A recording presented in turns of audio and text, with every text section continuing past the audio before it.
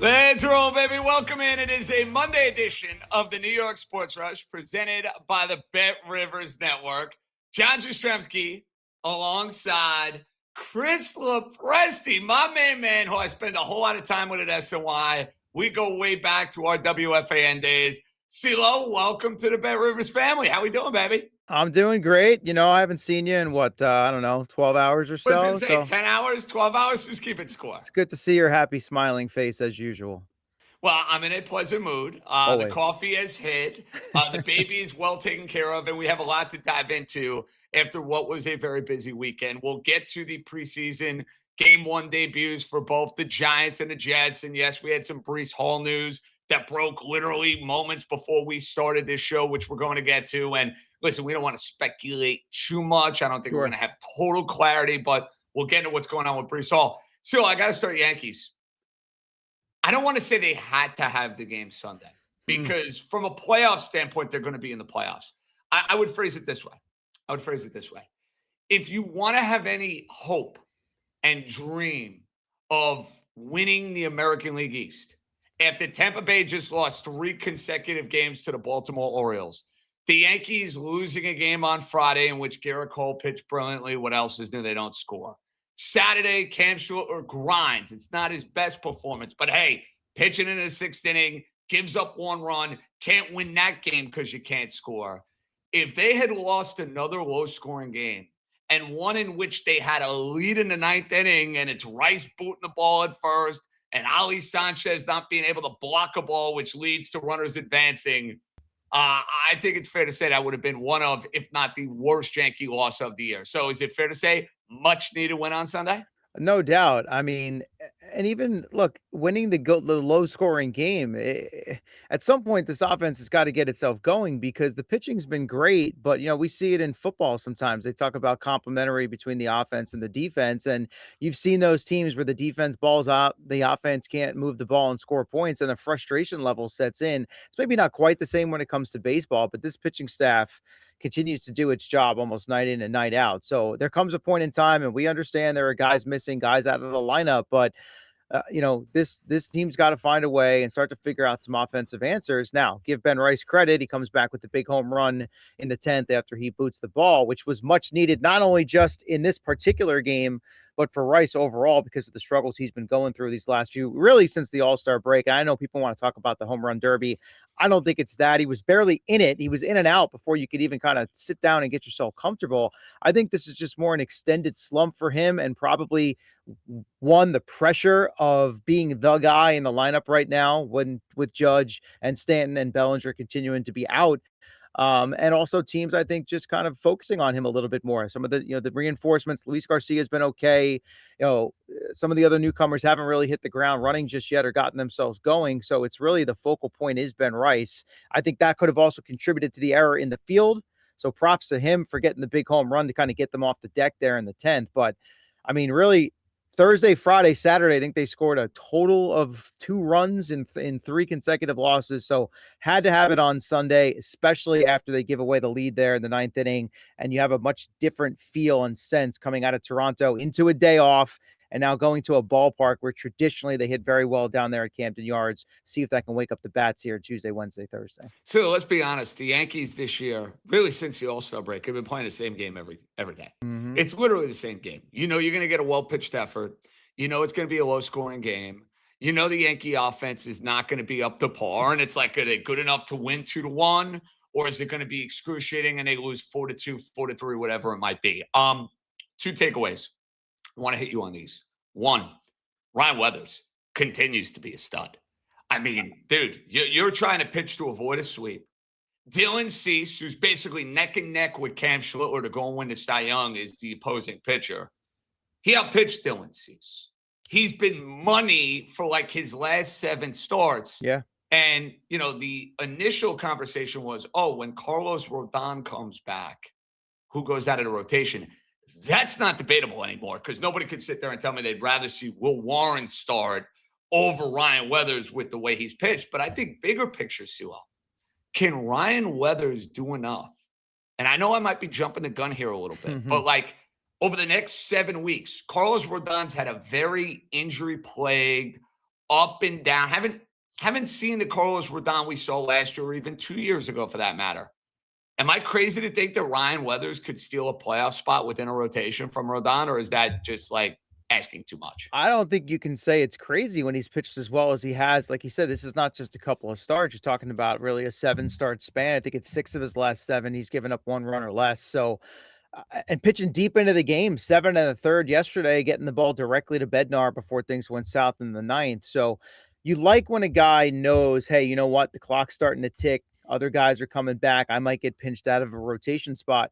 Some guys don't respond well to that. Guys that are going into a contract year sometimes, like Freddie Peralta with the Mets. It didn't go well.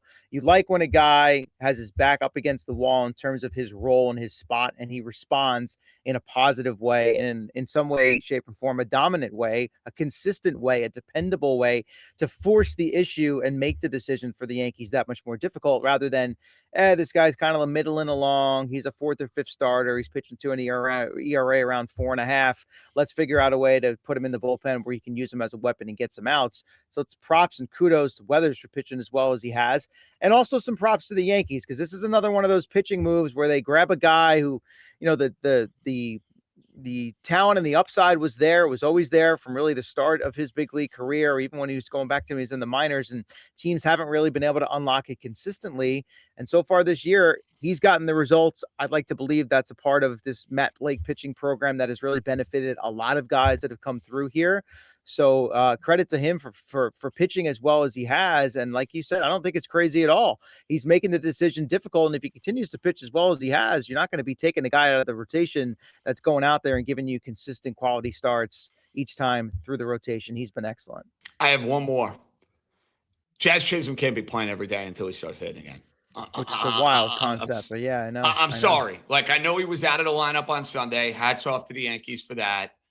Jose Caballero cannot get lost here for the Yankees. And I know what people are going to say, oh, he's not an everyday player. Fine, but he shouldn't be playing one day a week, CeeLo. He helps the team win ball games. He steals bases. He plays good defense. You saw him in Sunday's game get a huge hit with runners on base. Don't let the eye test fool you here, people. When Caballero plays, good things happen. So here's my message to Jazz Chisholm. CeeLo, get your head out of your rear end. If you're not gonna go and play, and you're gonna be giving up at bats and hitting under 220 and making mistakes in the field, I really don't care that your name is Jazz Chisholm. You are going to lose playing time because of it. So, I can't stress this enough.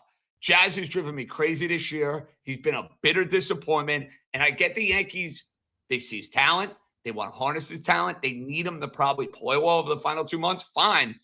But if you don't have it, I don't want to have this situation where we're just writing his name in the lineup because his name is Jazz Chisholm. I don't think he's earned that right this year. Yeah, a couple things. I mean, one, I just referenced the opposite side of it with Weathers sort of responding to a challenge or the time ticking. And for Jazz, obviously looking ahead to the offseason and not knowing what's going to be next for him. Is it going to be with the Yankees? Is it going to be elsewhere? That has not served him well. Some guys respond to it, some guys don't. That's number one. Number two, as far as what you're talking about with sort of this, lineup decisions, rotational purposes, I agree with you from a production result standpoint. It hasn't been there, but they've also got to get through the remainder of this season and have his head right postseason wise. And the last thing you want to do is have him either shut down or become a problem for you in the dugout, in the clubhouse. So it's a delicate balance. Not that I'm trying to give the Yankees excuses or Aaron Boone excuses. We know that they love to prop up the players and love the players and have their backs and all that. I think the role in which you just described for Caballero suits him better now that Lombard's here and kind of locking down shortstop for the time being. I think it allows Caballero to go back to being versatile and valuable the way he was prior to them sort of having this issue at shortstop with Volpe down and then not producing and trying to figure out where everybody fits. He brings a different energy and life to the lineup, to the game. It's not to look, Jazz can steal bases, and at times he's capable of playing really good defense. You talked about some of the mistakes and the issues. I think that's a bleed through of the offensive struggles he's having. But I just think Caballero obviously plays a very different brand of baseball with the bat in his hands, and that's something the Yankees really don't have at a lot of other spots. So to get that in the lineup a couple days a week is nice, and maybe giving Jazz some time to kind of process and sit and think about all these things, think through these things, not be as exposed with as many at bats.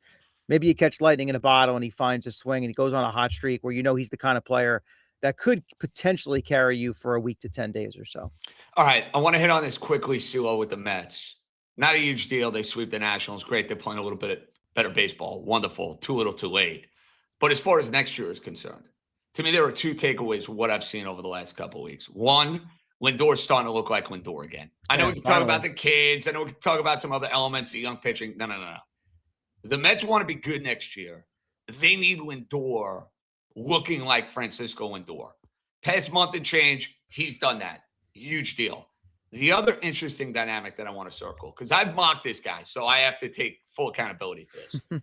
I would have cut Kodai Senga 100 different times over the course of the year. DFA, sent him to Boogie Land, wherever. He wouldn't have been a part of my team. He basically stuck around because, well, he's here. He's under contract. Nobody wants him. We're stuck with him. Okay. They put him in the bullpen literally out of desperation because they don't have anybody else to pitch out of the bullpen. He was so bad as a starter, they couldn't use him as a starter. And see, all of a sudden here, they have found something. He's under contract for next year. To me, this is a non-topic. He's a reliever moving forward. He's found a home. I don't care if he likes it. He's been successful. If there is a takeaway within the Mets that's more interesting to you, the Lindor renaissance, the Senga development as a reliever, what would it be for you? It's got to be Senga because it's different and somewhat unexpected. Lindor, it's been a forgettable season. Obviously, he's a prototypical slow starter, notorious slow starter. You mix in the injury and stuff going on with him and Soto. It's just the team. So it doesn't surprise me. He's too talented of a player to have as bad a year all the way through as he was having. And that's why the talk of potentially him getting traded even back at the deadline made no sense. You would have been trading for pennies on the dollars, and his team aren't looking to take on that contract probably anyway. Senga's the more interesting discussion because there's like a quirkiness to him also. And you watch him in these post games through the translator, like, yeah, of course he wants to be a starting pitcher, and his availability has been frustrating at times, or lack thereof has been frustrating at times. And it's bizarre, right? Last year, before the injury, he was pitching lights out. All of a sudden, the bad throw from Alonso, everything went downhill, and he never recaptured it this year in the starting rotation. The only thing I worry about talking about him as a reliever and potentially a closer or a back end guy moving forward is, the Japanese pitcher usually is a creature of habit. They have a routine that they like to stick to. And, when you pitch out of the bullpen, it could be, back-to-back nights, could be 3 and 4 nights, or you could get 5 or 6 days off if things don't break right. So I just wonder how he will adjust to that. Stuff-wise, the fastball and the ghost fork, pretty much all he needs there. And even when he was struggling in the rotation, you'd get an inning or two where he looked like would be good. Yeah, and he would blow up in the second inning. So if you're limiting the runway and just ask him to go out and go through 1 inning, 3 outs, maybe at some point they up it to 4 or 5, whatever the case may be, in a high leverage spot. He certainly has the stuff. I just question, the mental makeup. And that's something that he'll have to work through as he kind of transitions into a different role. We've seen guys that know their preference is to be a starting pitcher, but they've ended up having a lot of success as a reliever and can still capitalize on that financially when the contract comes to an end. I do give him credit, though, when he speaks to the media through the translator. There are times he's pretty self-deprecating. He's made reference to the fact that I haven't pitched well, I haven't done my job here. So he doesn't seem like a malcontent at all. Yeah, could he be a little tougher? Could he be a little bit less injury prone? Sure.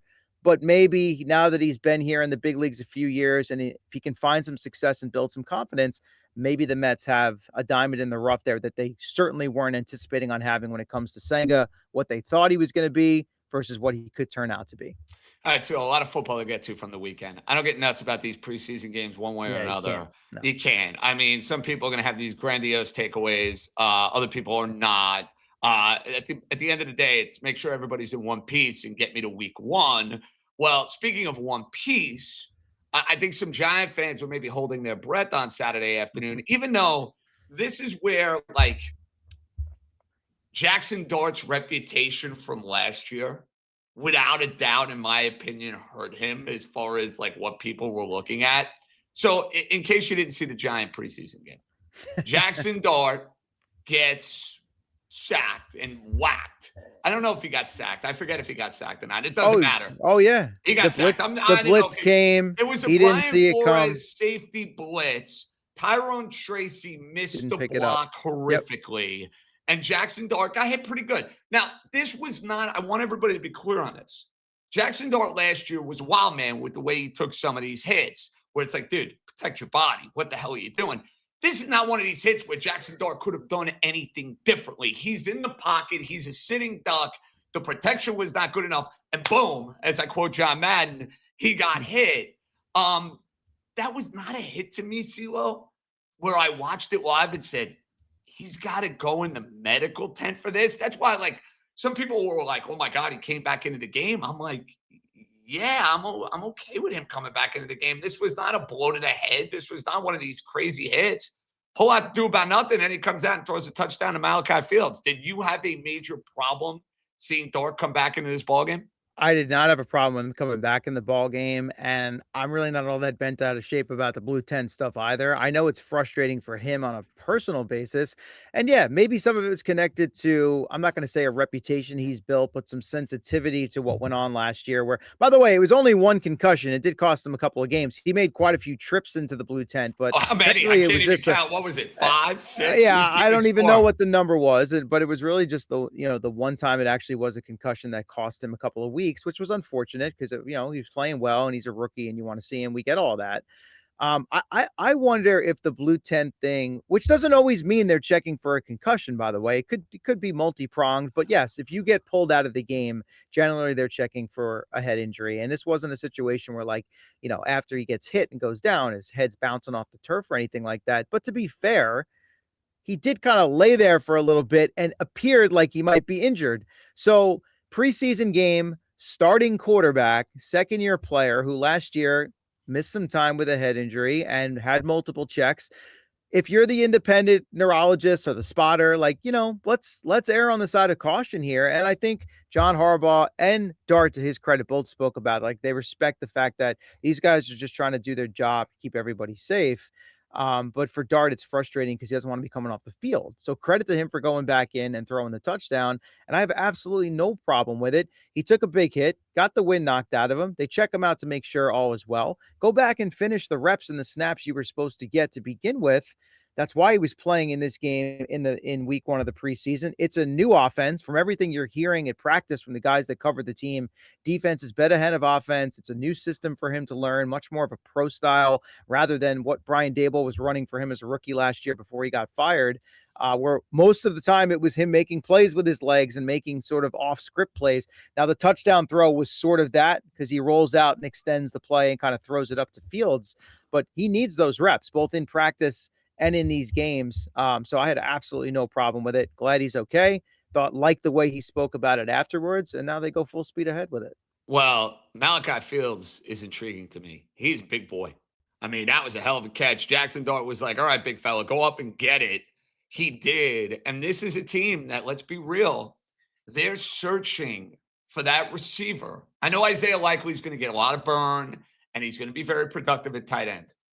But they are searching for, hey, who's that guy we're putting alongside Malik Neighbors? I don't want to put too much on the youngster, but still, I hope by the time you hit midway through this year, there's no talk of Darius Slayton, Darnell Mooney, the ghost of Odell Beckham Jr. No. Yeah. I want Malachi Fields, somebody the Giants traded up for to go and get, to go and be that guy for Jaxson Dart. I'm hopeful for that. Well, that's the idea. And you said he's big, 6'4", 220 plus. So certainly got the type of body that makes you kind of salivate and drool and think about what could be. And that was on display on that touchdown catch, right? When all hell breaks loose and the play breaks down, throw it up to your big man, let him go get it, let him go high point that ball. So good to see that connection right out of the gate. Yeah, I mean, look, the Giants, it's funny. Training camp rosters, wide receiver is a position that's always, there's a ton of guys. Most of them you've never heard of.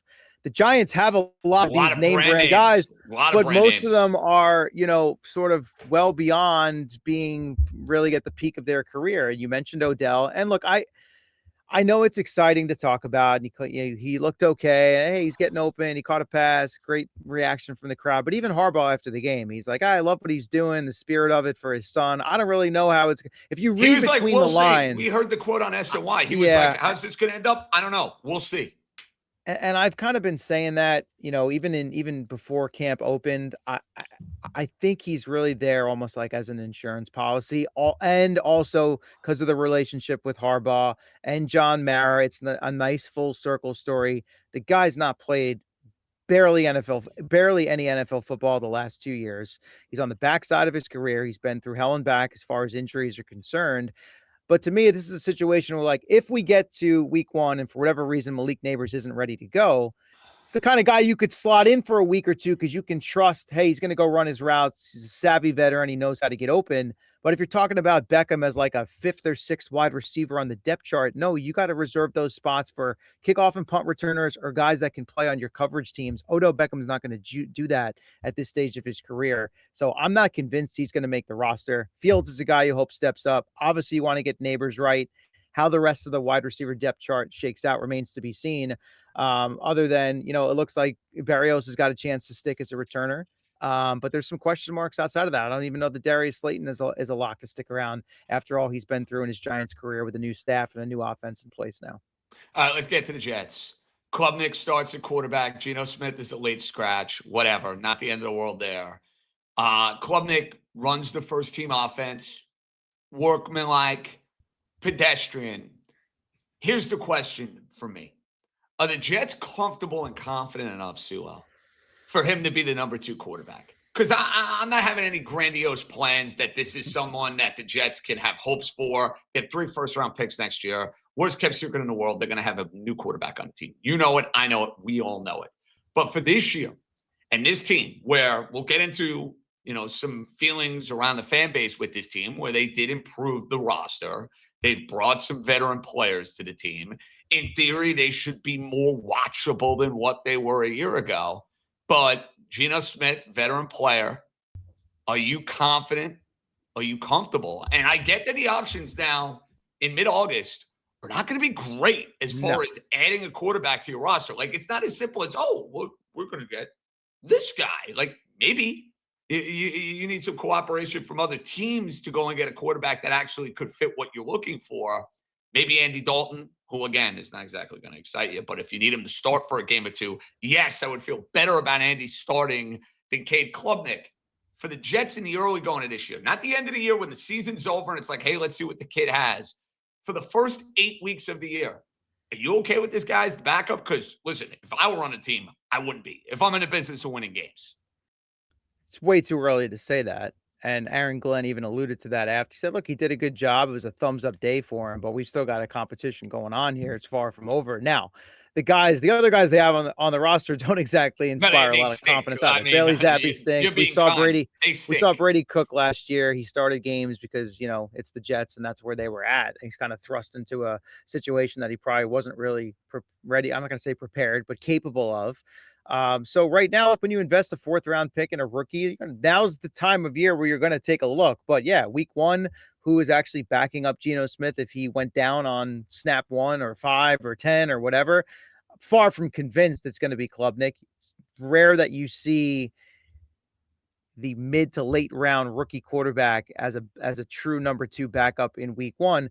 In a case like Fernando Mendoza, where maybe he's not going to start from the jump, it's a completely different situation. This is more of one of those developmental spots where you hope to carry him as a 3rd guy, or maybe even, I'm not going to say practice squad guy, but in some instances it's that as well, where you keep him in your building, you keep him in your system, you hope to develop him into a backup, or he shows out in the preseason down the road and you can flip him for something and get some value back. But no, I'm not going to fall into any sort of false sense of security thinking, hey, they might have something here as far as a starting quarterback or a franchise quarterback. What I do like is that he doesn't seem to be overwhelmed by anything. And the reporters that cover the team were on that pretty early, that he kind of exudes leadership. I know moxie's a word that's been thrown around. He said he's got a lot of poise, which is good. The numbers at Clemson certainly didn't blow you away. Could he be a capable backup in the league? Sure. But if I'm Aaron Glenn and my job security could very quickly come into question if things don't get off to a good start here with Geno Smith, I'm probably looking for somebody that I feel more trustworthy of in a pinch that's got to go in a tough spot early in the season for whatever reason and find a way to operate the offense, move the ball down the field, put some points on the board, or else Glenn's going to be in trouble pretty quickly if the Jets don't get some early results. Yeah, I'd be looking at another quarterback. Now, I mentioned the Breece Hall injury. non-contact groin injury. This is from the head coach. Rich Cimini just tweeted this out like 5 minutes ago. So this is pretty accurate information. Brees Hall has a strained groin per Glenn. I don't think it was a big deal. He will be evaluated. But I do think it's fair to say Brees Hall might miss some time here in the preseason. And all of a sudden, if you're missing time in preseason and we're talking about a running back groin, getting that fully right, it's not crazy to say week 1 could be called into question. I'm not trying to speculate, but it's not crazy. And it's a shame, right? Because they get the contract thing figured out. He's happy now. He wants to be here. He got his money, and you're excited about this new offense. And Garrett Wilson, Brees Hall struggled through frustration of the losing seasons and inept offense and inept quarterback play. And you're hoping he could hit the ground running and get back to being the type of back we've seen him be in the past. Maybe in flashes, small doses, consistency has been an issue at times. I do like the fact that at least this occurred after he got some action, and he got 4 carries, I think, Friday nights. He got his feet wet. He got some reps. I don't know how much more they were really going to play him in the preseason anyway, maybe a little bit here in game number 2. But yeah, you want to get this right. I don't love the non-contact part. The fact that it's a groin instead of a knee or something like that is obviously a good thing. But I was really looking forward to watching him hopefully ball out this year and stay healthy and function and operate in this offense and have a big year. He still could do that, but anytime you're talking about soft tissue injury, running back and groin is an issue. You hope it's more on the low grade side and that he can get back sooner rather than later, because was going to be a big part of this Jet offense, both from a rushing standpoint and an option out of the backfield. He's got those capabilities. Frank Reich, I feel like, was going to find a way to make excellent use of him. You got Braylon Allen there as well, who's obviously a different type of back. But I've always been a Brees Hall fan. I didn't want the Jets to trade him. I thought they should have paid him. They did. Now he's got to make good on that. He's got to get himself healthy, get back on the field, and be a productive player for this offense. It can't just be Garrett Wilson and a bunch of nobodies and him running around trying to overdo things. And that's usually where he runs into frustration, getting himself hurt. The Jets need to be much more complimentary on offense this year. All right, Sue, a couple of YouTube comments. You'll like this one right out of the gate from MetJet4. Clearly not a fan of yours truly. JJ is a clown. Seriously thinks the Jets are going to win one more game than last year. Gotten better everywhere. I will handle this one, Silo. MetJet. Have you taken a look at the schedule for the Jets this season? Yeah, schedule's tough. Have you taken a look at the schedule? You could talk about the Mario Davis and Minka Fitzpatrick until you're blue in the face. David Bailey, Sweat. They're not beating the Patriots. They're not beating the Bills. Are they winning more than one game against the opponents in the NFC North? Hold up. You're auto sweeping all 4 Pats and Bills games already? Yeah. Wow. Yeah. They got to beat the Pats one of these games, man. Law of averages. Do they? I mean, how long is that streak going to go on for at this point? They beat Belichick in his last game. That's a while ago now, man. I mean, that's a couple of years ago. And then Aaron Rodgers, dude, you can make the argument the top of the pinnacle of the Aaron Rodgers Jet era was running out of the tunnel week 1 against Buffalo. And then number 2 on that list would be a Thursday night actually beating the New England Patriots to go to like 2-1 when every Jet fan basically was like, here we go, playoffs, Super Bowl, we're back, Aaron Rodgers. Yeah. And I think Robert Saleh got fired like 3 weeks later. I'm not trying to be a Debbie Downer. I'm not trying to be a jerk. Where are the wins coming from? Couple of cupcake games against your squad down there in Miami. Well, they're not going to be very good this year. I'll give them 1. You giving them 2? I'm kneeling. The Jets I'm having fun. See what? Trivia question. You probably know this. You know the last time the Jets won in Miami? I don't, but I know it's probably been a long time. You'll was it? Yes. Yeah, I don't want to. No, this way too long. No, I was going to say, was it Rex's last game? It was not Rex's, that long. Yes, was it really? It's been that long. Oh yes, my God! Yes, wow. It was. Now they won as the home team. You're talking about going down to Miami. The Jets were the road team. Miami was the home team. It was the game Joe Philbin got fired in 2015. But yes, Silo, that's why I went in that direction. Last game. So listen, I expect the Jets to beat the Dolphins at least once, and maybe they'll go and beat them twice. But the point being is they're comparable.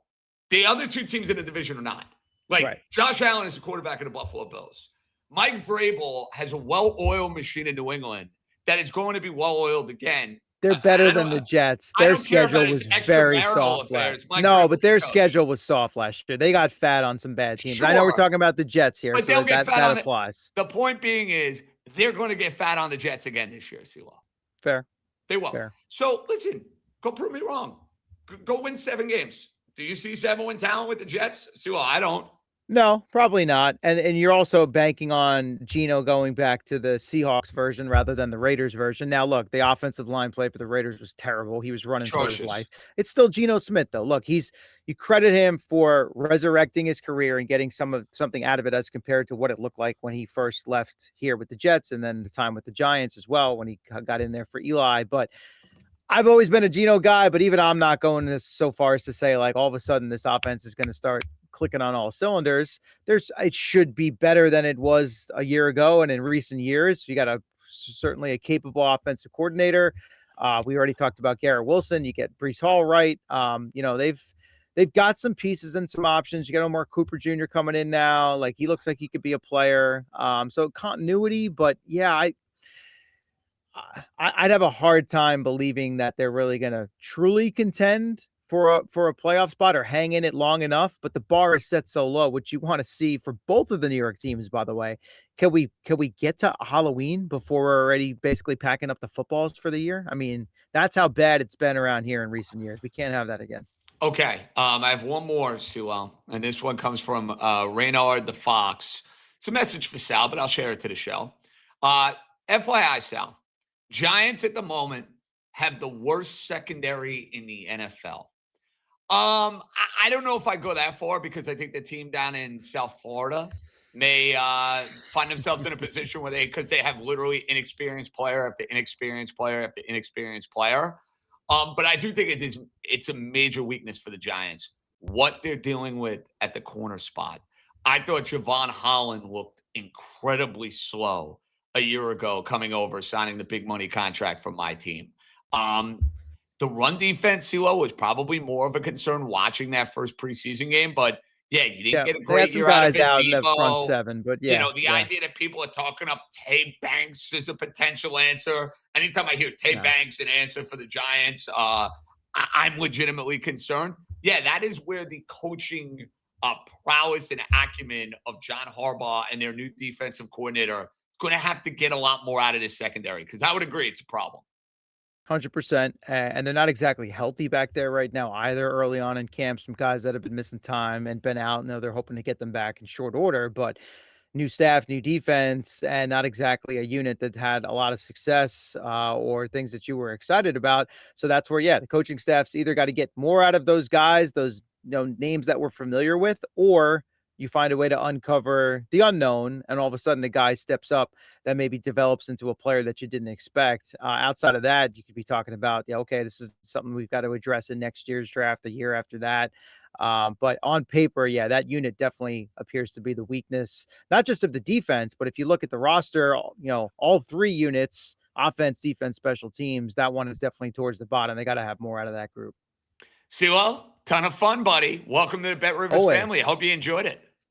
It's good to be here. I always like talking sports with you. You know that. We're used to doing that. And we do that way too often. That's going to do it for Chris Lopresti and John Jastrzemski right here on the New York Sports Rush, presented by the Bet Rivers Network. Wednesday, I will be at Camden Yards for Yankees Orioles. CeeLo and our guy, Mike Carver. Oh, that's a duo. I can't wait for that. When I get off the 18th green at Bowie Rock, I will make sure that the Bet Rivers YouTube is ready to go and I can have some fun with you guys. And by the way, golf in a Yankees road game. That's typical of JJ's life right there. Listen, we just had a little family adventure at Hershey Park. That's the way it goes. Trip for the family, trip for dad, trip for mom. Everybody wins. By the way, my hat finally came. It only took 2.5 months, but I finally have a championship Nick hat. They were pretty on the mark. I remember them here, mid to late August. So here we are, August 17th. You got your hat.